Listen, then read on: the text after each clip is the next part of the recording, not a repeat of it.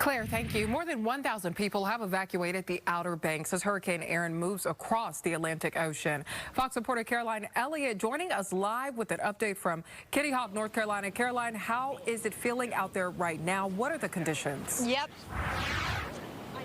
Yeah, hi, Samira. Well, we do know that wind has really picked up in the last 30 minutes here, as well as the waves in the ocean behind us. Now, we're hearing that on any normal beach day, these waves are typically about 1 to 4 feet high. But right now, those waves are much higher. And by this time tomorrow, we're told these waves could reach up to 15 feet high, which locals tell us this might be some of the biggest waves they've seen in a very, very long time, which is why officials do have a double red flag warning out right now, telling people they are not allowed to go into the water just for safety reasons. Again, we know that Hurricane Erin will be an offshore event, but could cause some dangerous conditions in the Atlantic Ocean. And officials are wanting locals and visitors to really be safe about that right now. We do know about an hour south of where we are right now in Hatteras Island, we are hearing that those mandatory evacuations did happen earlier this week. We're told about 1,000 people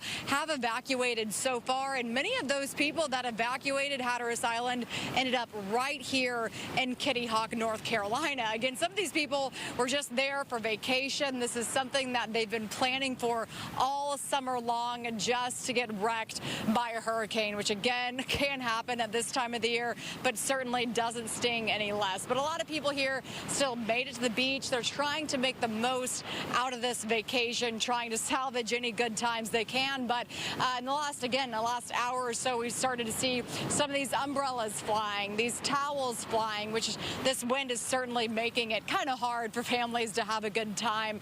But again, officials say that they just want people to be safe about this out here. Guys, we'll send it back to you.